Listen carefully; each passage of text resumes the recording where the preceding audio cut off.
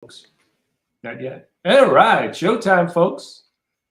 We're back. I think it's just me. I think it's just me online. We're back, Emily. Anyway, there'll be people joining, especially after last week, Emily. Just outstanding handicapping. Thank you. And, I know that you have some questions on the notes, so we'll start there. But I mean, really, you can say, "Oh, excellent pick," whatever. But it's actually it's the excellent information that puts me there, right? Yeah. Like having that information there, having a good note on some of these horses, really kind of taking that time to like go the extra step and like work in the details and having that information there. It is how it happens. So I mean, credit to the information, trust the data. No, that's so true. Because it becomes like almost like storytelling with notes, right? Yes. And you're great at that. Like it's like, especially with these 2-year-olds going to 3-year-olds, right? You got to kind of almost paint the story because they're developing, right? I don't know if you watch Jeopardy, Emily, at all? No, I no. Okay, so anyway, there's like this. They have this reunion tournament on, like teen reunion, like high school reunion. So it's 4 years later, and they show a picture of the kid, 4 years ago and now, and it's dramatic, because they changed so much, right, from those 4 years. And it's like, they look more confident, they physically look different, they just, they oozed, it's just completely different person. And it's like what's happening with these 2 and 3-year-olds, right? But it's happening within a shorter time frame. It's happening within a year because, obviously horses have a different kind of life cycle than humans.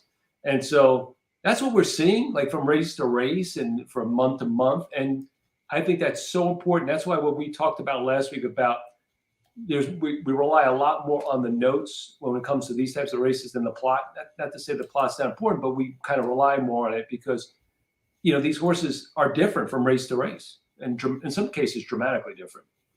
And having those old notes, like I think the first thing you probably, and I did too with that horse last week, picked up on was the better than look debut effort, and it was like it went from there. It's like you kind of laid out the story about him. And if you don't have that kind of information, or you're trying to, get it at the last minute, you can't, right? You can't go back and watch eight races or 6 races or 4 races even in the amount of time. So it's really that storytelling to make a case for a horse that, maybe just doesn't look what traditional people think would be a good play or, a worthwhile play. So it's so important. And you're right. The information is there. It's laid out in a way so that it can catch your eye, those types of things. And then you can kind of paint the picture. But, it still takes a skill set that you have. But I think it's good that we do these things because it helps other people develop that skill set, because it's so important in trying to differentiate yourself with all that's out there in terms of handicapping information and everything. So, well, that last point is like really what I want to touch on, because a lot of the comments, I ended up playing live for Hawthorne out at one of the OTBs, and a lot of people, and something I've like heard in the past, but a lot of people on that weekend, I would have never had that horse. I would have never had that horse. And the whole reason that I'm doing this, and the reason we do Optix is like, we're going to get you to that horse. Like we're going to get you to get to those horses. And even in the comments right now, it's like, Charles B, let's go just hit the exacta and try at Oaklawn, left the 5, got second, was on like the 1, just hit some horses I didn't have, but was able to kind of like combine some ideas. David Barista was verifying bad. We're going to go over that in a second. Or Trip predicted might have a legit excuse. Also amazing call by you both on this race. Thank you so much. So yeah, I mean, it's really showing people like that process of how to get there. And, again, just using data and thinking of these races as betting opportunities. Yeah. And look, you're going to be wrong a lot, but when you're right, you need to get rewarded. And, that's the big thing here, right? And sure, I mean, you can try to grind it out, but it's really difficult. And it's really good. Even if these horses don't win, I think like the week before with the Kenny McPeak getting second, I mean, there's opportunity there in some of the other kind of wagering types. So, yeah. So let's just kind of talk about that race, Emily. First of all, I don't know if you agree or what, but I thought I would have labeled that race a weather race. I just think that track was a little bit slick, and in my opinion, I think the number one verifying might not have been handling it down there on the inside. The one thing I thought about him in that trip too is when you kind of look at, let me just pull it up. I'm just going to pull up that race. Give me a second here.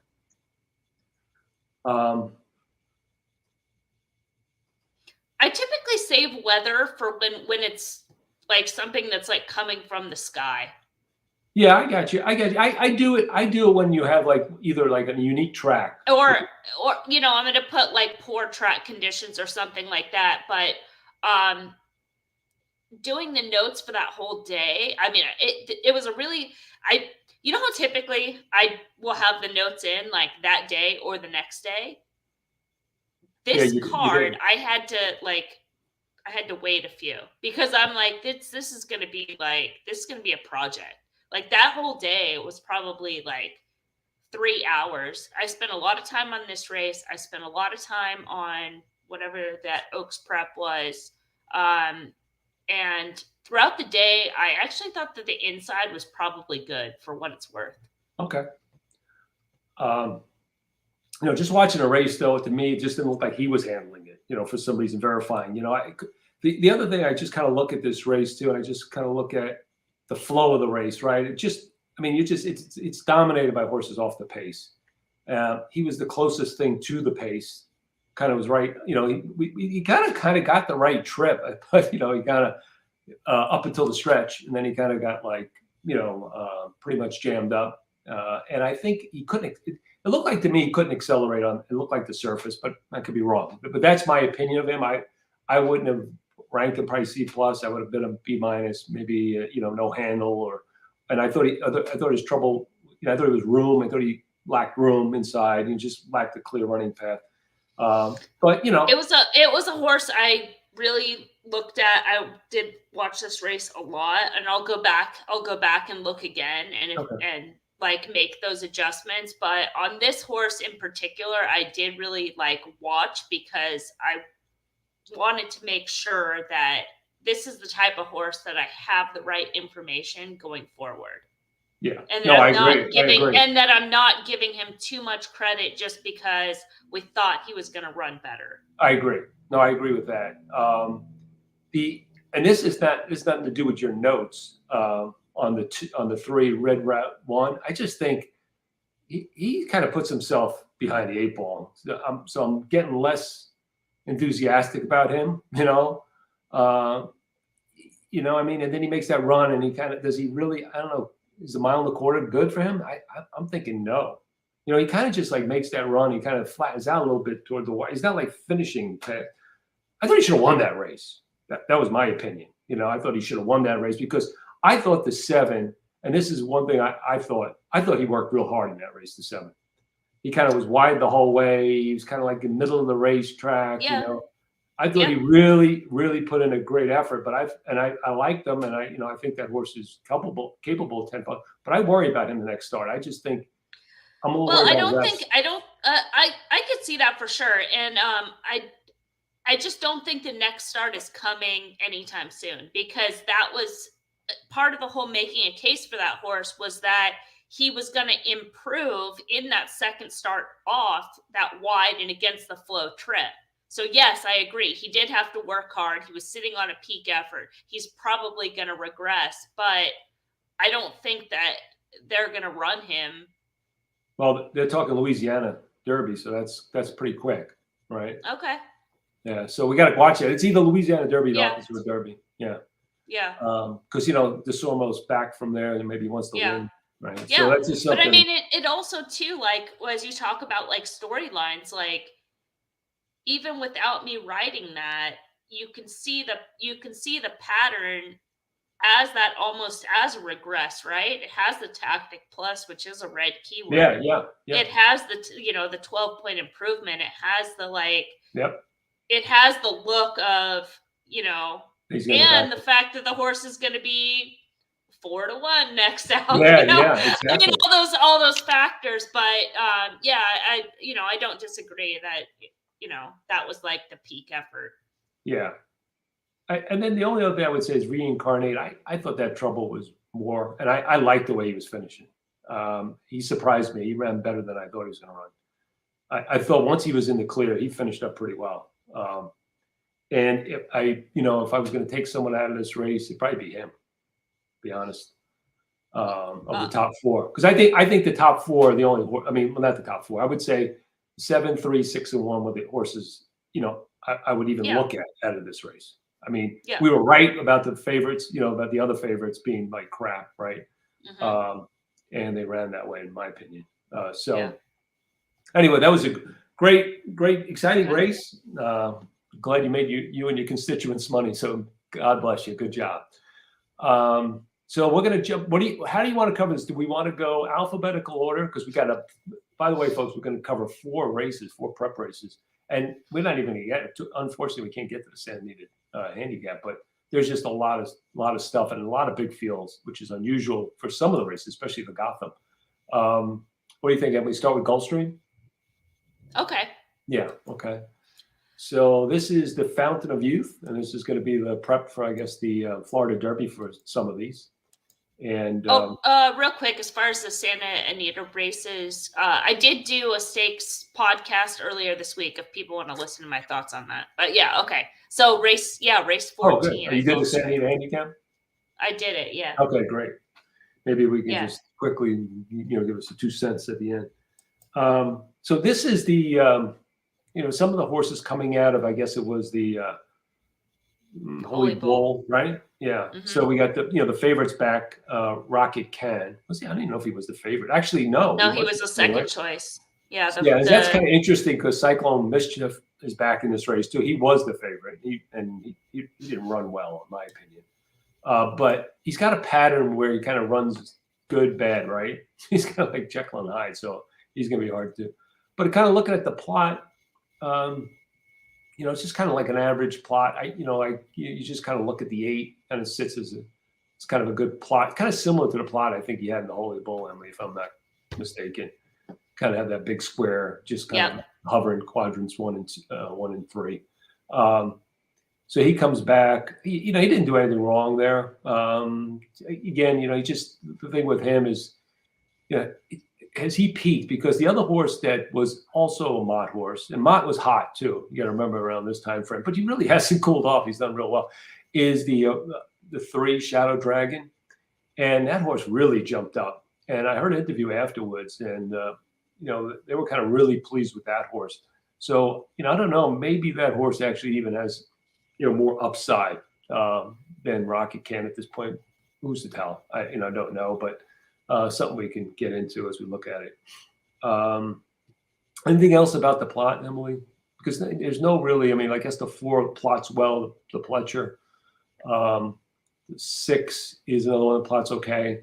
They look like, they're kind of the squares that kind of placed, centrally in the plot. So they're all kind of solid. So I would say like the horses that are going to be taking money are going to plot well. Now, this 8 to 1 Rocket Can is ridiculous, right? It's just that's bananas. Yeah, it's just absurd. Yeah. So I'm expecting that horse to be the favorite. Maybe no. The 4 is going to be favored. You think so? Okay, I think it's gonna be close. Oh yeah, no, without question. Okay, I think it's gonna be close though. Okay. I just think so. All right, so we should let's just dig into the 4 to the notes. bank then. Well, as far as the plot, sorry, real quick, because the 7, just to mention that horse, because I know he's not on surface distance, but he does have the big square. Okay, so you're familiar. Do you want to talk about this horse real quick? Yeah, that horse. He just ran his out of his mind in his debut. Just ran out of his mind, and I'm always concerned about horses like this, Emily. Especially when I like maidens to kind of like. Gradually, especially, if they're going to get to the next level, I like to see their progression a little bit more steady, slow and steady. And when a horse runs that big, I've just seen in the past, they kind of regress, especially when they get to a competition of this level. He's facing some really good horses, right? You got grade 1 winner, grade 2 winners. This is a completely different game. That race was not all that strong going in. It was okay. He was impressive, but it's not a horse, especially now he's going to try 2 turns for the first time. A lot to ask, but yeah, very impressive performance in debut. So I mean, he's not a use for me for kind of for all those reasons, but I think it's a horse that I just wanted to talk about because I think that sometimes notes are hard for people when horses run those type of good races. yeah, Like it's easy to see trouble, right? If a yeah, horse checks, you're like, oh, they had trouble. When a horse runs a race like this, that's harder, I think, for people to sometimes go, I don't know what to do. Like what they don't know what to do. So yeah, we have a better feel because we, kind of see and have experience and yeah. do tens of thousands of notes each year. Yeah, Like, but yeah. In fact, I'm gonna show you. I think in one of the other races, I forgot which one it is. I'm gonna at least make a case for a horse that's coming off a good maiden win, but not like as good as that one. But I just see that there's more upside, right? I just think that it's just like anything else. You give your maximum. Now he's given plenty of time here, right?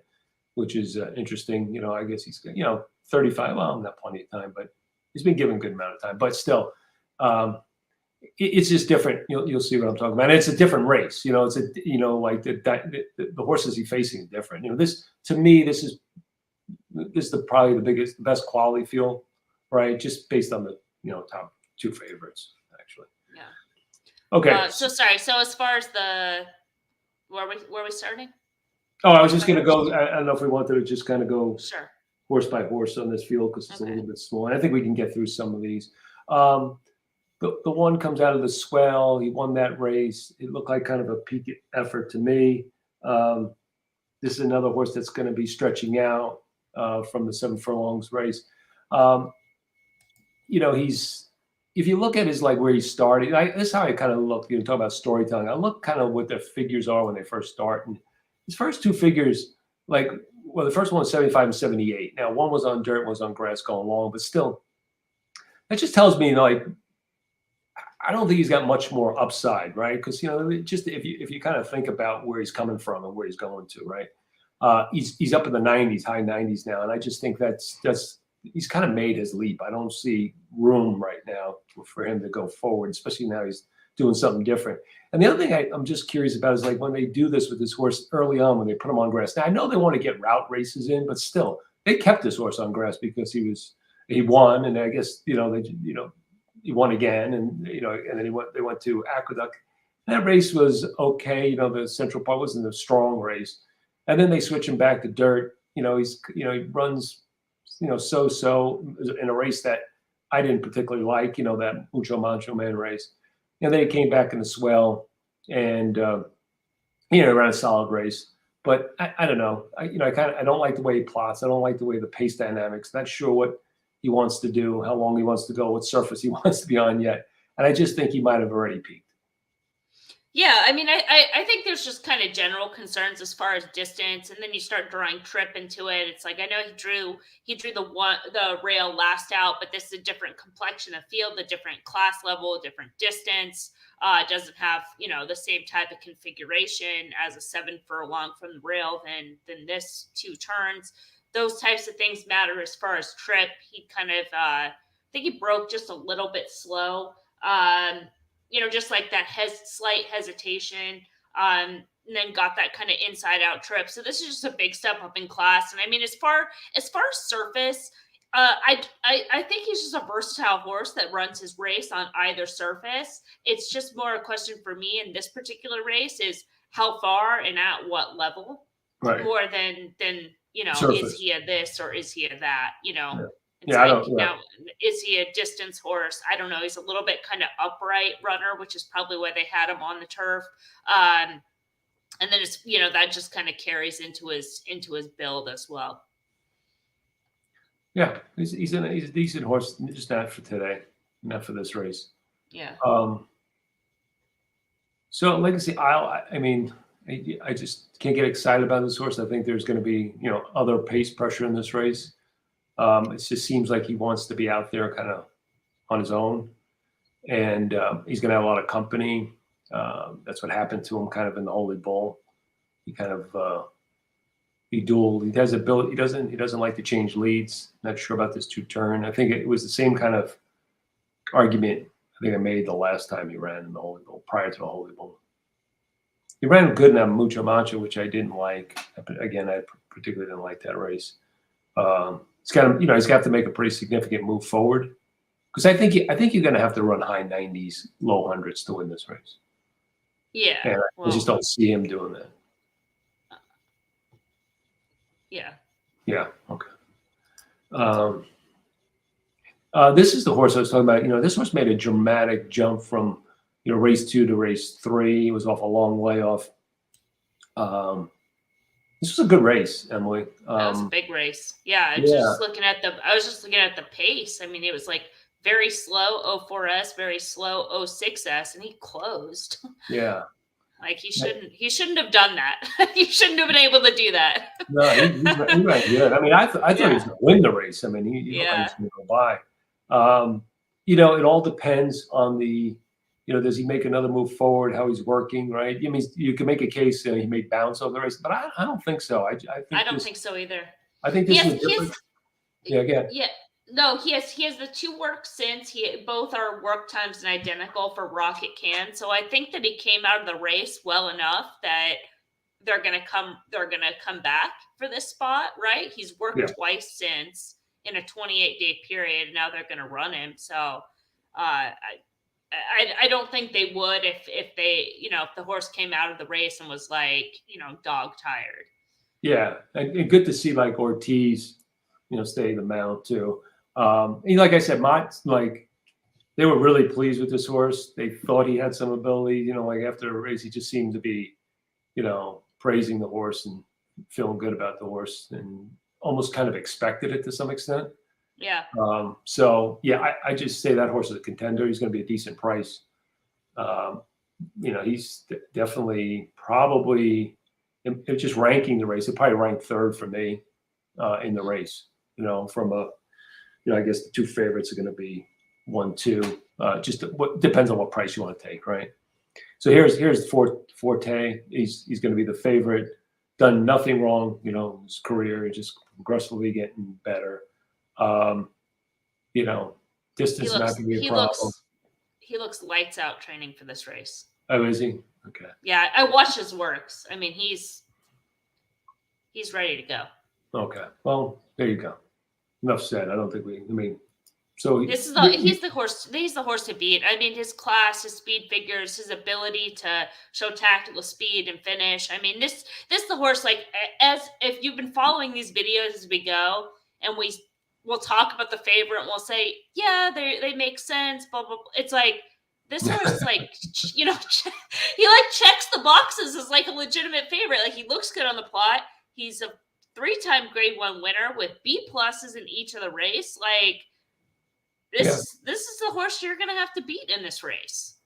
He's working well off the layoff. Like, Pletcher horses are running well. Oh, they are. And it just seems like all his horses, the more distance, the better these days, So, this horse, we'll see how he comes out of this race, but he could obviously be a contender for the Derby. See how well he comes out of this race. Too slow. The 5 is just too slow, right? Yeah. 6. I thought the 6 had a little bit of a look, just kind of an improving line too. Ran in the same race as Forte in that Breeders' Cup Juvenile.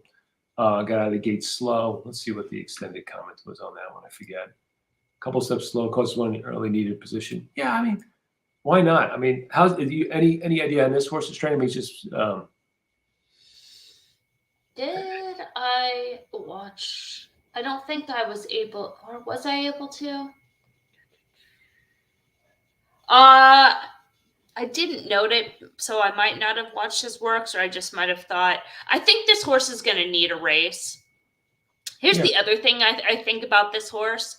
I would put this horse as marathon. Oh, really? Oh, yeah.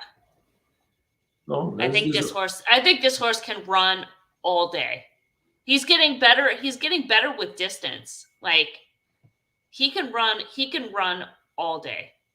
This guy. Right. Well, then he's one to watch probably coming out of this race, right? Maybe for the Florida Derby, if they stretch out, or if they take him to New York for the, the Wood Memorial or something. I mean, you can go back if you go back and watch the Breeders' Cup Juvenile. Blazing Sevens ran fine, but like Fort was like just on a different level. Yeah. But he's a horse to me that like if we were like handicapping the Belmont in like 3-4 weeks, I'd be like just get a good third. Like don't do anything too flashy. Just keep it cool and then send it. There you go. You heard it here first. One to watch. We talked about this horse. I got to kind of regress on this horse. I think we said this already about him. Rocky Can. Maybe he could be a little bit vulnerable for second, Emily. What do you think? I mean, I just think he's done nothing wrong, but he's another horse. You see his first two figures. He's kind of like, is there more to this horse? Does this horse is there a move forward, or does he start sliding back after that race? Well, I mean, this is where class and I think grades like really come into play, because you can compare Rocket Can to Fort and number wise. Is it Fort or Forte? I thought it was Fort. Okay. But I don't know. I could be wrong.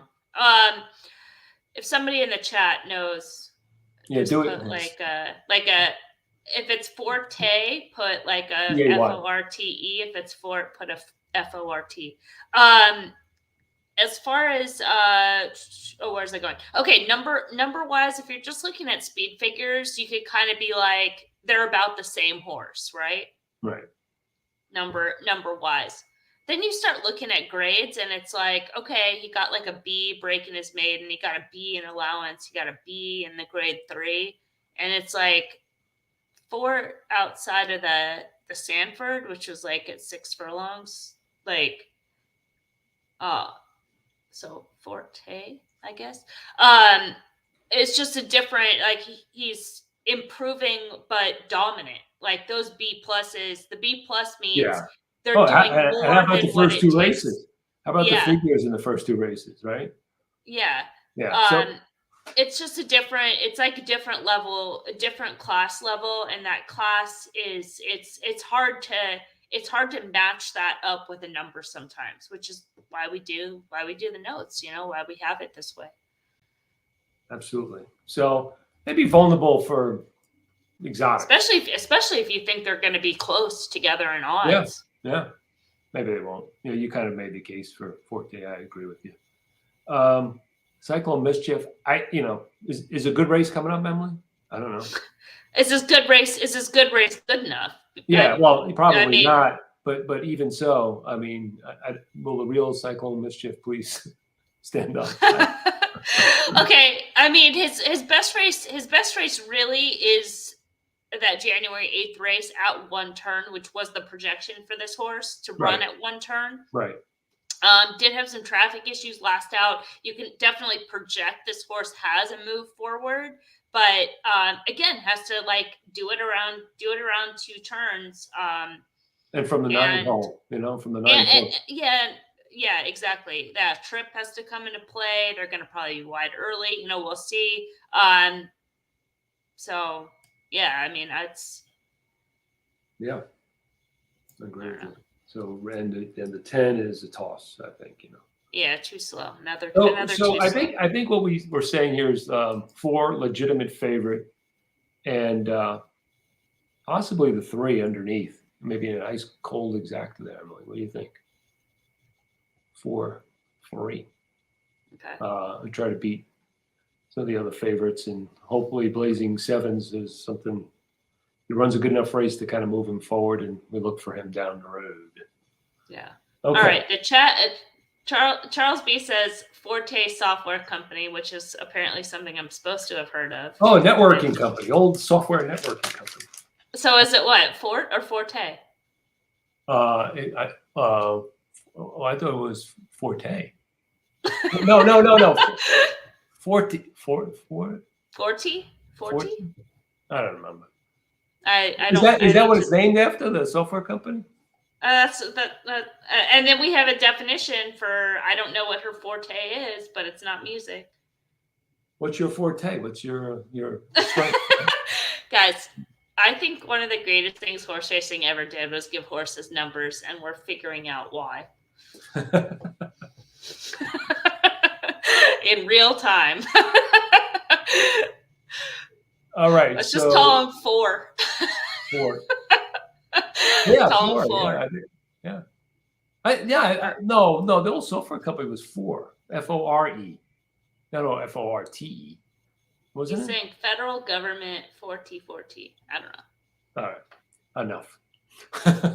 Someone's going to have to watch the replay with the sound on to get to the bottom of this. All right. Moving on. Where are we going? Santa Anita. Your home ground there. Santa Anita there. Not your home ground, but your track you follow. Okay. This is the San Felipe, folks. And I thought this was a pretty good race, Emily. What did you think? Yeah. Yeah. So who is who's the morning line favorite here? There was a scratch.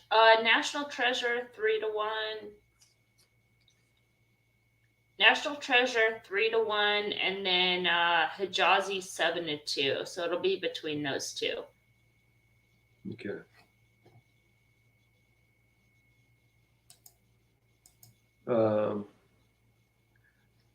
What was the scratch? Okay. So I'm gonna. The scratch is Crypto Ride, which shouldn't impact anything whatsoever. Okay. So here was the case for a horse that just broke his maiden, and that's the Go Rocket Ride. Okay.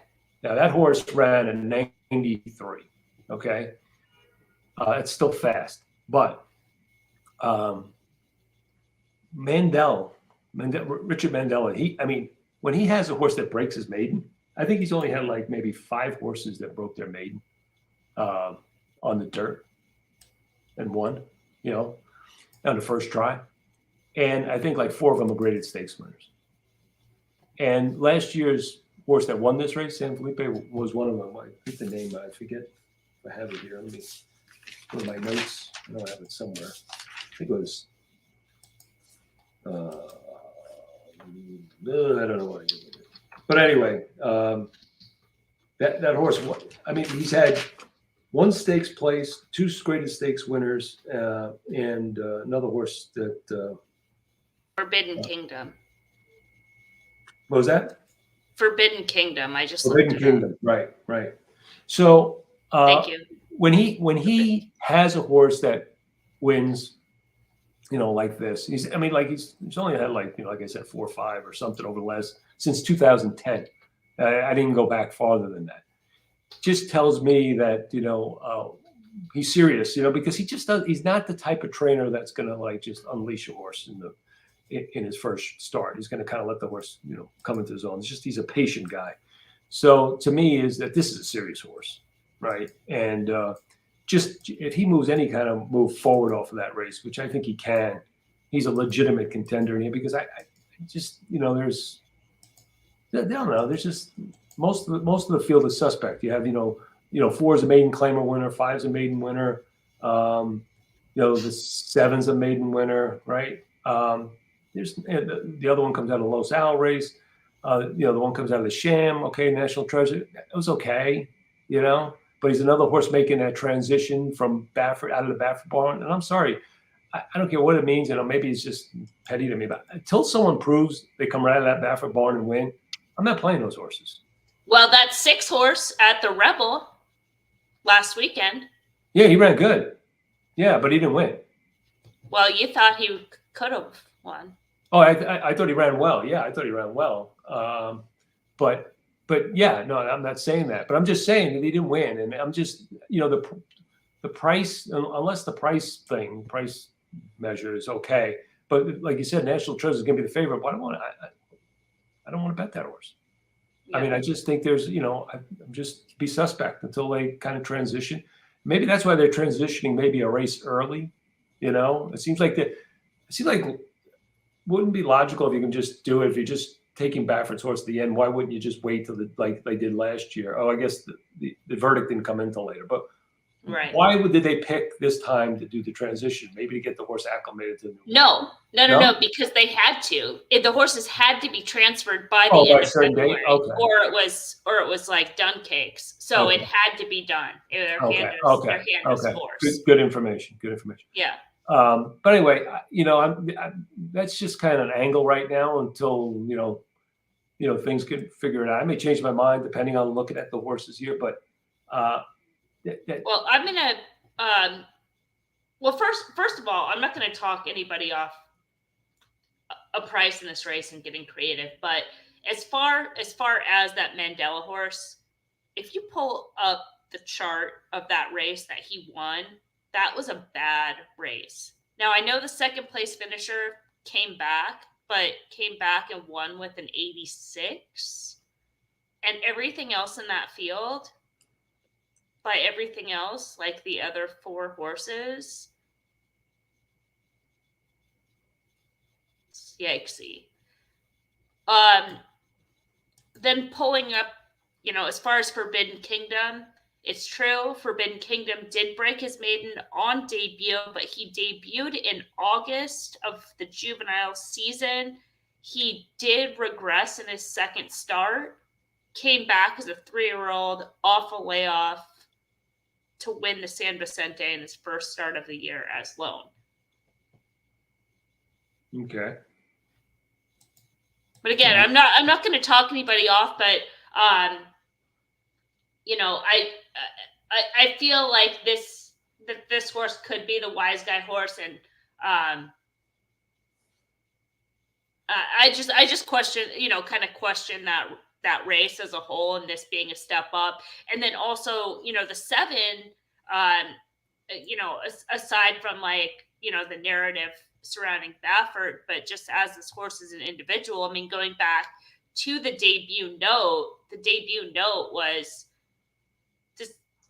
this is a horse that needs the lead.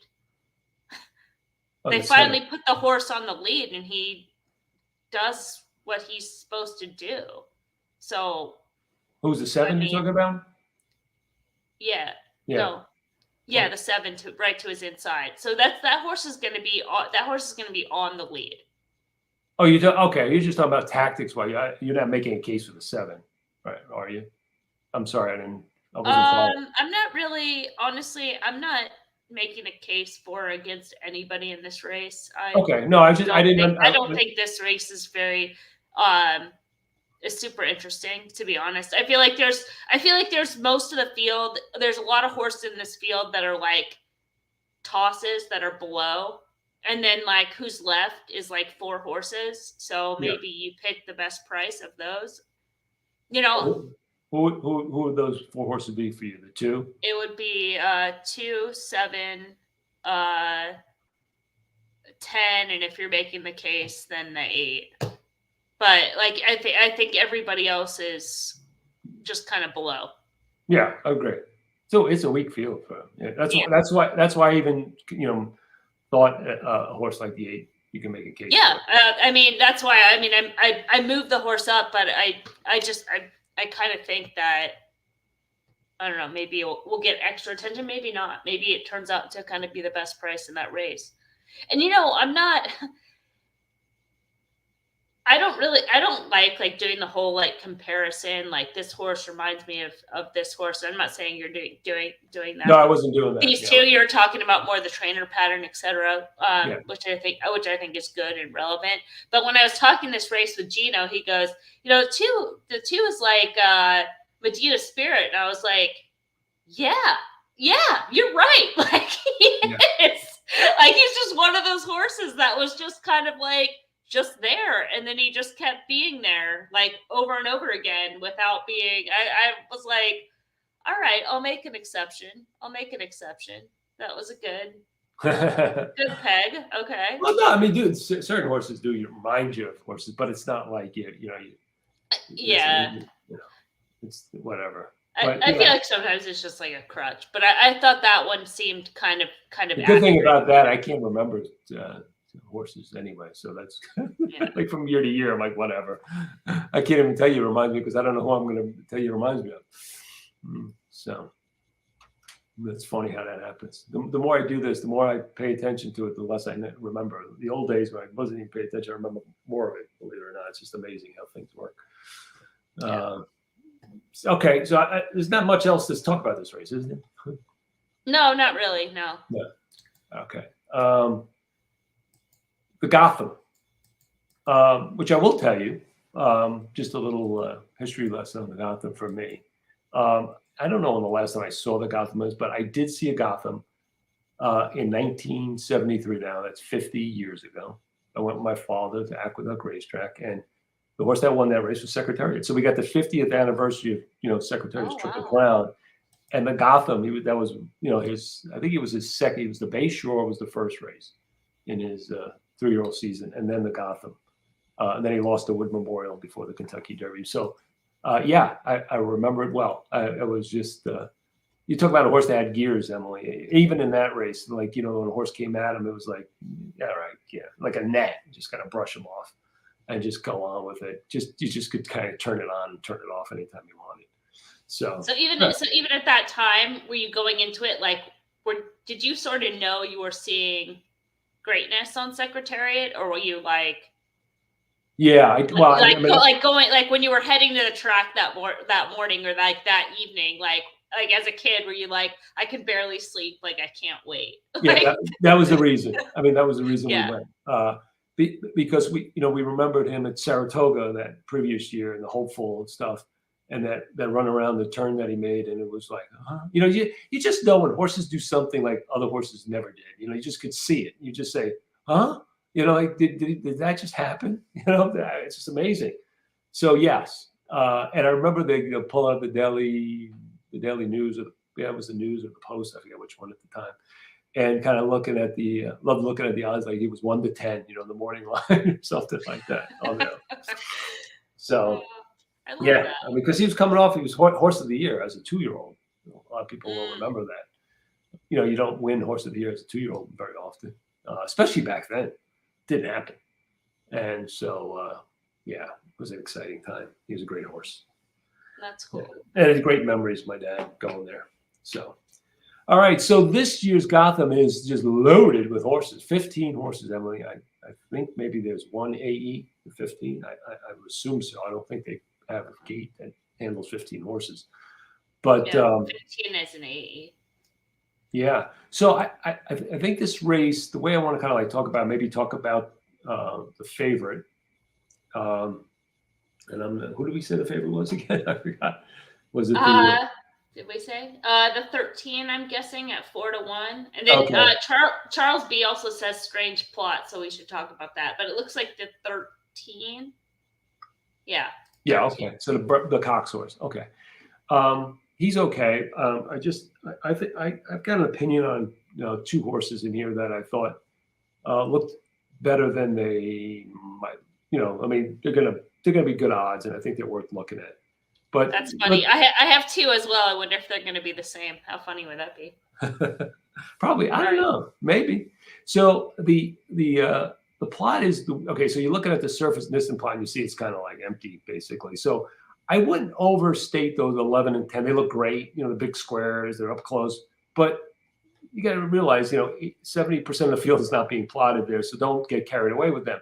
If those horses did have a race at that surface and distance, and they were pulled into that plot, that 11 and 10, those big squares and stuff could very well go away. I mean, just see how they're kind of plotting okay on, just standard. But you see they shifted. They're not as close to the left as they are, and they're down below, and there's a lot of horses up above them. So it's a different plot, right? It's a completely different plot because we don't have surface and distance for some of these horses. So it's hard, again, to talk about like what we talked about earlier in the call. It has to do a lot with these horses really developing and trying things new for the first time and so forth. So don't give too much credence to the plot, other than to say that if the 14's out, it looks like maybe the 13, the 5, may have, and the 9 have kind of. No, it shouldn't be. Why would the 14 be out? Oh, I'm sorry. The 14th. I'm sorry. No, the 14 is in. That's right. 15 is out. So the 14 kind of looks good on the the standard, and 13.5, because it doesn't look like there's a ton of quadrant 1 runners in there, right? So I would just kind of look at that and take a look at the quadrant 1 runners and see if they're, as you go through the PPs, as we go through them, and see if these horses maybe have a pace advantage of some sort. Anything you want to add about the plot? No, I think you addressed it, and it's so hard too because you have those horses that are coming from the different tracks, and that this is kind of a strange one because we have, for the most part, we're talking about horses that are going 2 turns for the first time, and this one is that 1-turn mile where you have horses that have gone 2 turns, but it's like been on synthetic, and now they're going to go to 1 turn on dirt. So yeah, it's weird. Or in the case of Caramel Road or Caramel Road, whichever way you want to say that word, is another one that's like cutting back, right? Because he's going from those 2-turn races to 1 turn. So yeah, I think the plot is kind of a tough to read in this case. I would lean more kind of on notes and form and value. All right, so let's look at the 13 because you mentioned that horse. This looks like the morning line favorite, and I think you kind of made a. But you've seen this horse, right? So I mean, like, so let me just turn it over to you on this horse. Tell me what you think. He's trying a mile for the first time. Yeah, I mean, he's trying like a 3rd track for the first time. It's like, I don't know what I could say this, like the debut at Oaklawn Park, he's best of the speed, but hot. And not even just Brad Cox, like Brad Cox is, does well everywhere, but the ownership group 10 Strike was sending out tons of live runners and with all different trainers. So very well met. And even though he improved in the sense that he was like a B+ against like Allowance Company, he didn't really move forward number wise at the fairgrounds. And we look at Optix figure range, he's stepping up in class. As far as the B+ last out, it's like an open length pace setting winner where he just kind of dominated that field. And, they're going to go longer. They're going to get a class test, face more horses, have to come from the outside post. My boy Giroux is aboard, 3rd jockey. There's things that, like we talked about with the 4 horse at Gulfstream, as a favorite that, checks those boxes. It's like, I get, this horse could win, but he's no standout in this race, right? Yeah, I agree. He's got to improve. Trip-wise, he's got to work the trip. Gonna find more pace pressure. The spots that they were picking for the horse were like carefully selected. Could be be just an to that point, Emily. To that point, did you think that they probably, when they scheduled the run here, thought they were going to show up to a really soft field and didn't expect possibly 14 horses? Yeah, right. Yeah. And I mean, and Brad Cox too, it's like he had 3 horses at the fairgrounds in that race there, Risen Star. So this guy, he didn't have him as the 4th, Yeah. All right, so hey, the horse could win, but looks a little soft to both of us. Yeah, that fairgrounds race is not a good race. It does show the 2nd place finisher came back to win, but again, that horse came back and won with an 81 Optix figure. Like, that's not this. Right. It's like, yeah, that's good. He won, but it doesn't even matter. All right. So Carmel Road, this is one of those Baffert ones, right? Yeah. And you got a no finish on a horse that ran a 98. So he must have stopped to you. I mean, is that what happened there? That was a 5-horse field. That's where Baffert had 3. I think he had that horse pull up. So many horses. Where's this one? Yeah, was stalked by the winner. Just kind of stopped. I mean, the figure at Los Alamitos. Yeah, inflated. You think a little inflated?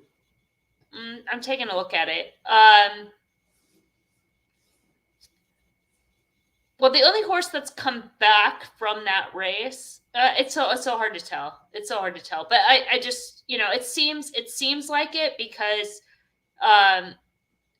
a lot of those horses from that race are running this weekend. But do you want to pull up that chart? Sure. Okay, so this is why it could be inflated, just because that number is so much bigger than anything any of the horses had run prior. Previously, yeah. Yeah. That's Yeah. what I'm trying to say. I can Yeah. see that. Yeah. Yeah. Right. So you can see here, right? And then Arabian Lion was so disappointing, right? Yeah. And the Robin Lewis, I thought. Yeah. Arabian house cat. So Arabian, I don't know. if I was Maybe crude, tabby. there'd be another word I use, but I don't want to go there. But this and then like the 13th, I mean, like his races have been kind of like not, half his races have not been good, right? So yeah, I don't know. What's an interesting too is the Cancel. A little interesting. I guess he rides, and I follow Leo. I guess he's one of the top 5 riders, I guess, in the winter. But I don't know, just a weird kind of, I don't know. I'm not enthusiastic. All right, I'm just not enthusiastic. Can I show you who I'm not enthusiastic about anybody, but I just think there's horses here that are going to be prices that are just worth a look at. Okay, so the first one I'm going to look at is this horse. I mean, how great is Nate? Is coming out of races at Delaware and Parks, which is well below New York in terms of quality and class and all the rest. But Emily, I'll tell you, and he's only been sprinting, but I think this horse wanted more distance, always wanted more distance. And he's just one of these freaking horses that's getting, look, I mean, he's won all 4 races. And the way he's running, he wasn't like one of these horses that's running against shit horses, just kind of like cruising and winning, getting to a lead and, winning by 3rd. He's coming from behind. He's coming, he's coming back. He's getting headed. He's coming back. He's shown a lot of grit. And I just think he's got more upside. And I think the distance is only going to help this horse. He's going to get a major kind of class challenge here, right? He's good. Like I said, he's coming from that tier of tracks. But I think this is a horse, I mean, has done nothing wrong. Think he can stretch out. It looks like he's got a stride to him. And he is game as hell. If he's in the race come stretch time, I think he's got a big shot. I know those numbers look a little light, but again, he hasn't run in 3 months. He had some early numbers like the Delaware numbers are 87, 85, right? If you just kind of do some projection from back in the summer there to now, if he can kind of get up there, this horse could run in the mid 90s, I think. He's going to be a big price. He's going to be probably double digits. I think he's worth a look. Okay. Yeah, I think he's worth a look. I think he's got finishability where some of these horses don't. He actually plots. Yeah, plots good. Well. I mean, as good as any. Yeah. So it's, I was kind of like when I first pulled this race, I'm like, I got to do these Parks notes in Delaware. I didn't want to do it. I'm glad I did it. I'm glad I did it. Yeah. So who's your other horse, and then I'll do my 2, and then we'll do Charles's horse. The maiden. Here's another maiden horse. This was a good race. This is a really good race, and I think this horse is going to love the extra distance. I know that Optix fig range looks bad, but I believe this race came back really strong. Let me just pull it up. What's that? The plot was just like one giant square right in the middle. It just looked funny. Yeah, look at, I mean, these horses came back really strong. Look at the numbers too, 92, right? So I think this horse, I like, the thing about this race is this horse got bet. It wasn't like he wasn't bet in this race, somewhat. And I just like the kind of the balance he showed in this race, because, the race was slow early. But I like that, because I want to see them finishing, in that kind of situation, so that when he stretches out, he's got enough behind. So I think this is one of those maiden horses that I think it's got more upside, right? I don't think the 85 is top, and I think with a little second race improvement, which I think he has in him, he could win this race. I think you can win it. I mean, I just think it. I mean, that's that kind of stuff. So who are your horses? Okay, so start with this 7. So it's a horse that's coming out of Turfway with improving numbers. Had the no push on debut, and then last out the B plus, and it does have Tactics Plus, which I mean I don't disagree that it wasn't a bad ride because they were just like assertive putting into this horse. But the thing Right. that I would have added with this horse was Gallop Plus. I think this horse wants longer. The gallop out to me was better than the race. And it was not like this horse was he just looked like a horse that, don't go back and watch it. I didn't want to change base notes, but looked like a horse that was like, got a lot of stamina out of that race. Like, it was like, even though it was a strong gallop out, it wasn't like a runoff. It was like, this is like a horse that's happy doing what he's doing. Doesn't need the lead. He showed that on debut. So I think kind of a developing horse that that's a good one. Could get better, You know what's interesting about that horse too? That is Talamo's on him. Why is that interesting? Because I think Talamo had a ship to run this race. Right? So you would think he would have the option of going to Florida or going to here, right? You would think. Let me see where else, if he's riding anybody else. No, this is his only mount on the card. Right? So you remember he was on that Roman's horse that is in the... oh, yeah, true. At Gulfstream. The Gulfstream. Yeah. So that could be a significant jockey. This horse may be doing well. Let's see if this works.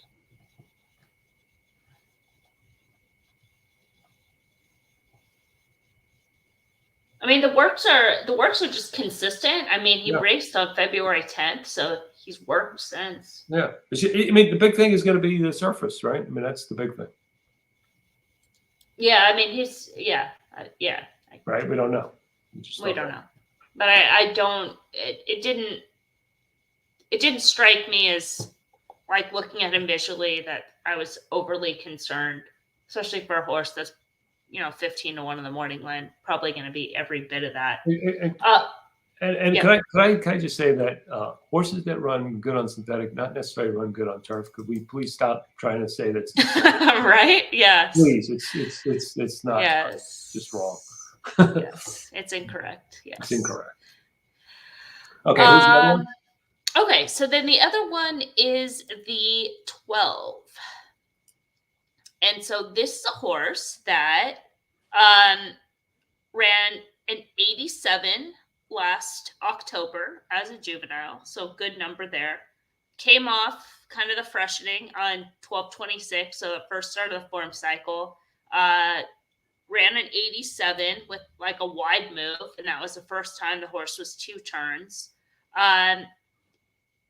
Maybe the timing was like set him back a little bit, just because he came back in 26 days, and now he's third start off the layoff. They're going to come back to dirt. Should have plenty of stamina for this one turn. Should be sitting on a top effort. That's good. That's good. How good this horse is, like, who's to say? But he's, he has room to improve, and he's as fast as most of these in here, right? He's right in the mix. No, I like that. I think you're right on with that. Because, right, if you just say, hey, synthetic wasn't his thing, and he's actually, going to move forward off the 87, he looks pretty strong, right, as a contender, I would imagine, if he can improve off that 87, right? Okay, so right, a couple horses in the chat before we move on. Sure. Charles says, look at the 9 horse, so let's pull that horse up, and then we'll go to then we'll look at the 11 next. So we'll look at the 9 and the 11. Okay. I mean, I just my curiosity about this 9 is that does he want to go far, right? He looks like more of a sprinter, right? I mean, they've just been sprinting him short on turf, 5.5 furlongs of turf in his first 2 races. Stretched him out once, didn't have any staying power there. Looked like kind of faded a little bit and then right back sprinting next 4 times. So yeah, I know it's one turn. He's kind of a guy, I guess, he's proving figures wise, but I don't know. I don't know if the distance, especially with this kind of field where there'll be. The only thing I would say is that if the pace like we talked about isn't that hot and he can be forward and maybe sit a trip, maybe, yeah. I wouldn't talk it off him. I'm just kind of less interested in him. Okay, and then I see where the comments are as far as the 11 to kind of see what they're saying. Now, as far as the 11, they're saying the horse beat a decent horse last out called Crouppy, and he went as far as the Crouppy and knocks him out is live. But Crouppy, I pulled up that chart. If you want to click on that 121. Oh, I know this horse. We know this horse. This horse had an excuse to back. Crouppy ran huge. This is the horse that we like going into the Racing Star. He just doesn't have any early speed, but he has that sneaky close. Crouppy's a good horse, but he just doesn't have that early speed. And then Slip Mahoney was able to benefit, from the lack of early speed on Crouppy and then the bias. So, yeah, he could be a little bit of a downgrade, but yeah, that Crouppy horse is good, but he's his own worst enemy. Yeah, and the other thing is like I think. Well, anyway, Davis had a bunch of choices in this race, and I don't know he landed on. I forget now. 10, no, yeah, 10 he landed on. So anyway, he kind of moves off this horse for what it's worth. Yeah, this horse probably will take money. That was kind of the other thing I thought. I don't know what is he in the morning line, Emily? 5-1. Yeah, to me that's too short in a race like this. I think there's so many. I think Emily, you're 2, my 2. There's so many good horses in here. And then maybe we should let's just talk about the 10 real quick because that's another horse that could take money. That one's 6-1. Yeah, I think this horse might be the favorite. Maybe. Yeah. Showed some grit in the Jerome. I thought that was a pretty good race. Not really can't knock this horse. Just been pretty consistent. This is the one Davis does end up staying on. I'm just wondering, like, does he have another move forward? I just think in a race like this, I want to kind of find someone who's got a big move forward because I think that's what's going to win this race. Like someone that's because typically, like I know the Optix figure range 88 to 84, but to win these kind of races, got to be high 90s. So they all have to move forward. Like I'm looking for someone who can really, and maybe this guy can, no doubt. I just think he's going to be around 4-1. My guess 4 or 5-1. And I just think there's horses that are going to be 8-12-1 that I probably want more. Right, it's just such a contentious race. Yeah. Well, sorry, it's one more horse, but the one horse because this horse, and this will lead us into Turfway because the one horse here is cross entered at Turfway, but he's also eligible at Turfway, so they might end up running here just because. But he was like in part of that kind of blanket finish last out. Probably should have been second, stuck waiting for room. So I think they probably end up running here. Yeah, I mean, he's fine. I mean, he's got to prove it on dirt.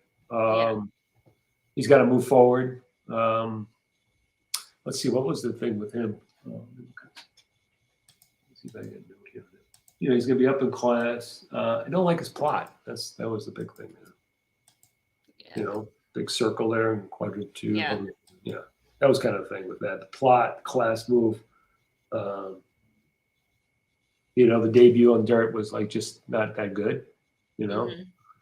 The other thing I always kind of look to see if they take money in their debut. This horse took no money, so it wasn't like, oh, this is the second coming. Goes to Turfway, runs a really good race, and the next thing he's they're trying on this, and he runs a decent race, and now he's in a stakes race. So I don't know. I can't argue with anybody taking anybody in this race, right? It's so wide open. But for me, I like the argument on the 7 and 12, and I like the 2 and the 3. So Okay. I'll be probably spreading in this race. If doing probably won't play this race vertically.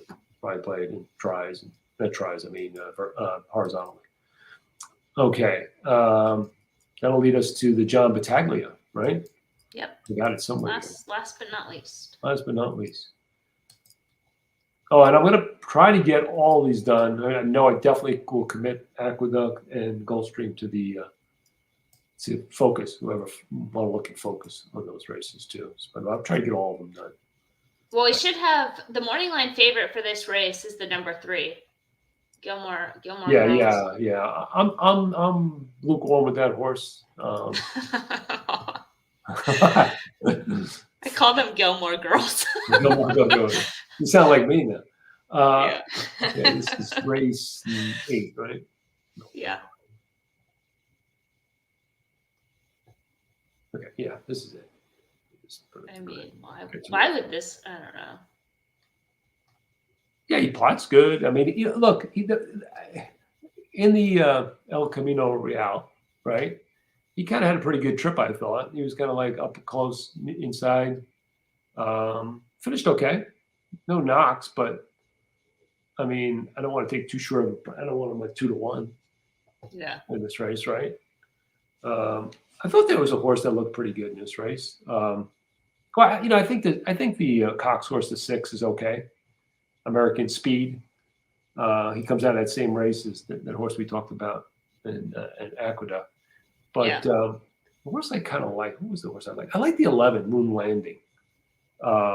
And it's because of your note, Emily, actually. Pull this horse up. My note? I don't know if you're he's close to the Woodbine horse, right?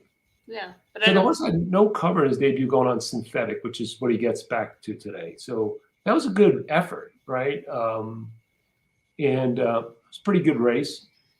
B won by 4 lengths. 89 is a big number for 2-year-old. Then they try him on the turf, and my opinion of him, he got off bad. In my opinion of it, there was like nothing really closing. Not that he was close. It was a weird race because they ran really fast in the middle part of the race. So when you're like back after getting slow and they run really fast in the middle part, sometimes you get screwed. Either they stretch the field, or if you have to run to catch up, or you lose too much ground. It's kind of odd. And I just think the horse to me looks more of a router anyway. He looks like this horse could get more distance. I like to switch back to the synthetic, because again, turf is not synthetic. He ran really well in his debut. Any upside from that, I mean, he's right. Just look at the Optix fridge range for this race, 89 versus 83 to 89. I mean, that race was back in November. I mean, that's a good number, no? Yeah, absolutely. I mean, I think they probably have to be thinking Queen's Plate with this horse because he is an Ontario bred. But I mean, they could still win this race too, because this race, it's $150,000 stakes. Like, yeah, it's Well, I just think it's right. I mean, like stakes races, they give it a shot, see what they really have. They must think something of the horse. This guy never ships into this track. This Canadian guy, Attar. I don't know, it's Kevin. Or he's a good trainer, right? He's a really good trainer. Yeah. So they got to be intent here. I don't think they ship just to ship. I think they're shipping to do well. I mean, he gets a soft field, and I don't know. I think he could be good enough to win. He's going to be a good price, and he's fast enough. That's for sure. Yeah. So that was my case for that horse. That really is, who I liked in this race. The other horses I thought, I don't know if anybody else out there, but I guess the horses I was just, unless you have something, Emily, you have somebody in particular. Yeah, I have a couple ideas. Okay. So, the 6, the thing I liked about this horse, Emily, was the big improvement when switched to synthetic. Maybe that's what this horse needed. Kind of running slow, but those are 2-year-old races. I don't know, maybe a light went on this horse, and he ran a good race. That number, like we talked about, is competitive. So I didn't know if you had any opinion on this horse. He seems like he gets plenty of rest to come back. And again, you know, I don't know which race comes first, you know, the Gotham with this, but you know, I would just look at if you see horses kind of running in races, you know, with this common race, you might want to check that again. If there was the one horse. Well, the horse in that race, Cane Horse, that's running in the Gotham, is coming out of this Leonidas. The winner of that race, the race was like much the best. There was like an open length winner. Okay. That horse like crushed. So I mean, I don't know what who else you kind of thought. I have some others here, but you want to talk about the favorite first, and then you can go into give me the horses you like. Yeah, I mean the thing, Gilmore this horse is fine. I mean, right. But he's obviously not a team because where he broke his maiden at Los Alamitos, then they ran him at Golden Gate. Now he's here again. It's $150,000 stakes race. You know, they obviously are like he's not the A team, right? Yeah. So I mean, you could have made the case they probably should have won that race last time. But yeah, and I mean we made a case why he wasn't going to win. Right. Last time. I mean, he got the track. He got a pretty good, clean track. Yeah. Yeah, it was. Hey, you know, there's got to be, you know, that's an amazing thing, you know, Bob Baffert. The fact that he can get all these owners. I mean, he's got like this, I mean, just this litany of horses to train for a race that he can't even enter into. And you would just think, well, you know, I'm going to give these 4 to Cox, these 3 to, you know, Pletch, you know, would get split up, Model get these 2. You would just think that would be, but the fact that they go with him and then they're going to end up with somebody else at the end is just amazing. It's a testament to his ability to sell. That's for sure. Yes, it is. It is that. Man, it's just incredible. Anyway, where else you want to go, Emily? All right. I got some others, so I want to see if you. All right, buckle for this one. Okay, let's pull up the 12. 12, okay. Yeah. Buckle up. All right, so we'll go from the bottom up. It's just a horse that was like improving, right? Yeah. And then they put the horse over his head in the Breeders' Cup Juvenile. Like those numbers, the Breeders' Cup Juvenile, forget it. Like that horse is not that level. Just don't worry about it. Then he just improves. Like his number, he ran like a 90 in traffic. Then he's wide on the turf. That's probably not good. Yeah, then he runs a good number in a grade 3 race where it's like a good, you know, a good turf. And I just think you have a horse that's in form. I have a horse that's fit. And he's got class. He's got some class. He's got some class to him. He's relatively he's got class compared to this field. That's for sure. Exactly. And he should be able to just have stamina and get a trip because there's a lot of horses in here that are kind of like aren't necessarily front runners, but kind of want to be on or near the lead. And it's an interesting rider change because Leon is going to get aboard for the first time. And I think he does like a not a rich strike trip because this horse doesn't have like the same type of closing ability, but I think they're kind of looking for like a settle and make a run. Yeah. Type of trip. And that could just work out in here with a horse that's fit, has some stamina. And I'm trying to see, but I don't think he's, this is the only mount on a card for him. So, yeah.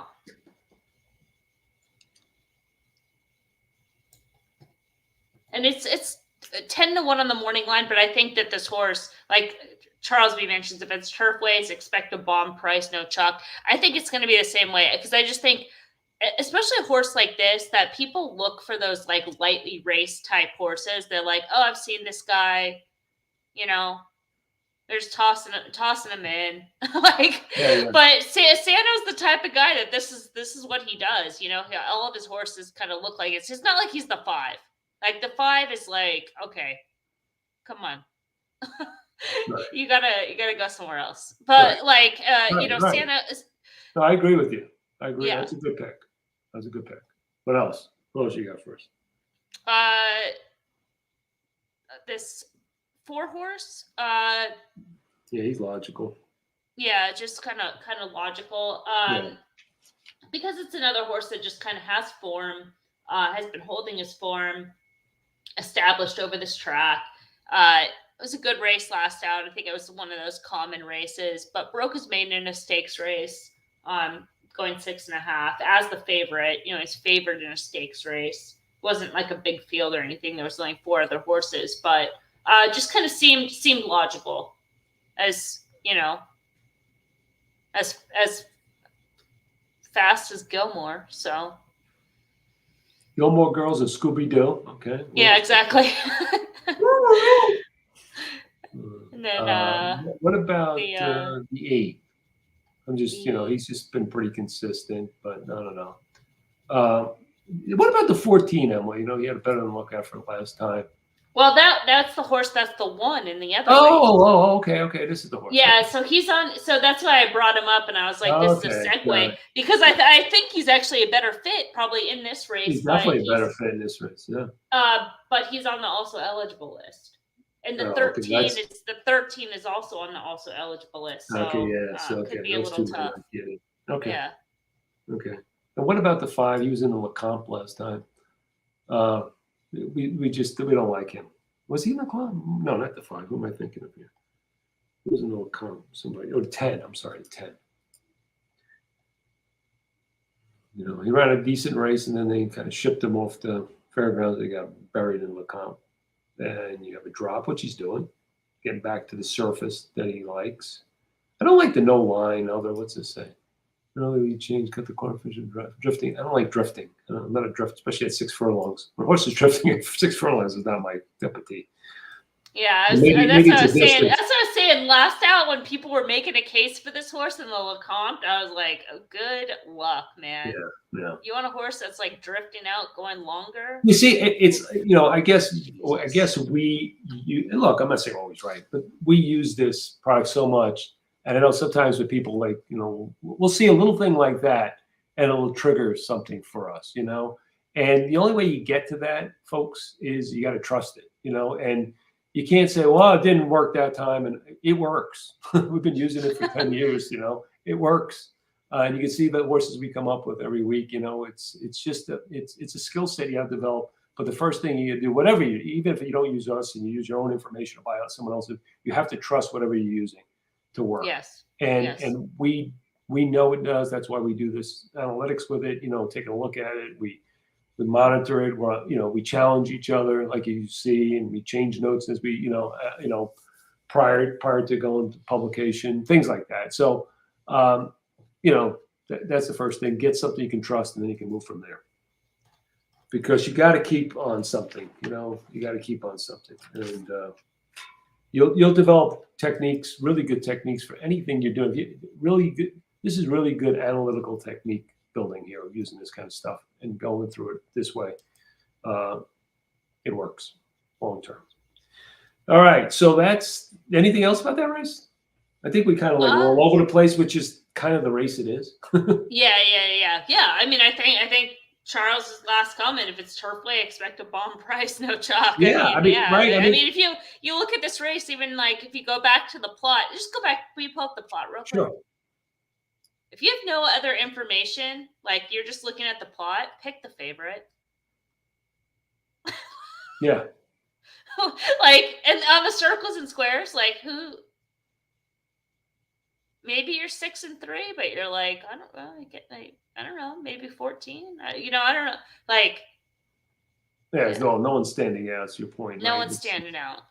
Yeah. So especially with a plot like this, it looks like almost a little odd, this plot. And because you look at the contention, it's like snowflake because there's not a lot of stuff in quadrant 1, and then the speed rating's kind of. It's just, and then you get all these horses that don't plot on the right hand side. Yeah. I think we gave him some good ideas, Emily. Yeah. I think so too. I think we basically. I think the horses that I thought that least for me, that the way we talked about the 11 and 12 seem like horses that make it interesting. Let's just talk about the 2 because it's a Brad Cox horse that will probably just get attention because it's Brad Cox. Okay. You don't really have. I mean, it's just kind of a B. Yeah. I don't remember if I looked at let's see the race he comes out of here.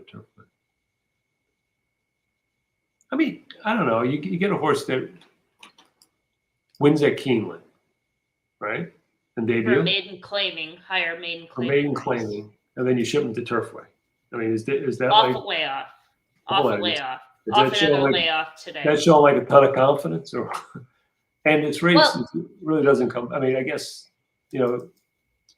I guess 2 horses come out of that stakes race that got buried in as the next start. Come out of that race that he won, and they got buried in the Leonidas. What is it, Leonidas? Whatever that was. Yeah. And we talked about that race, Yeah. So I don't know.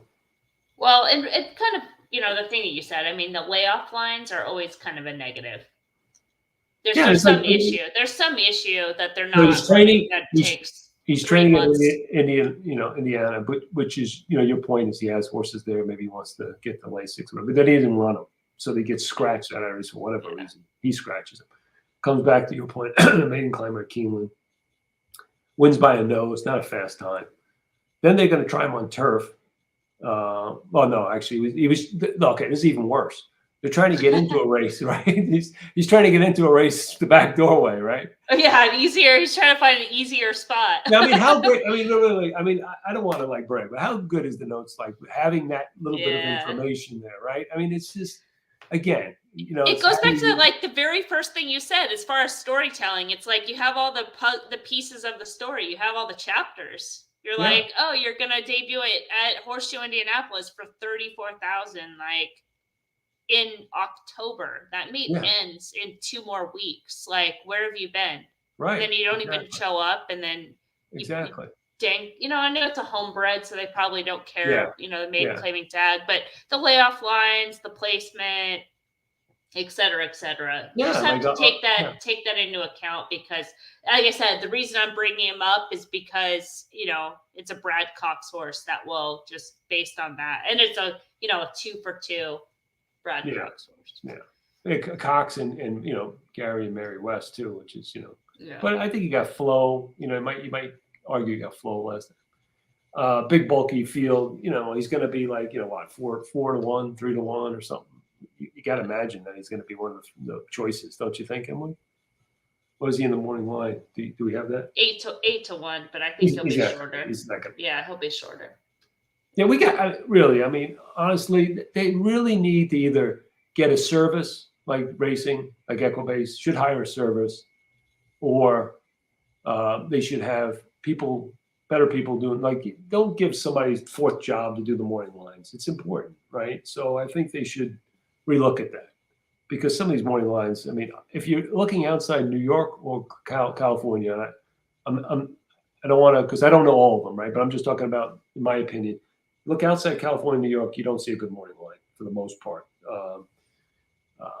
They might be. I shouldn't say that. It might be good at Churchill. I don't follow it enough, but some of these others are just kind of absurd.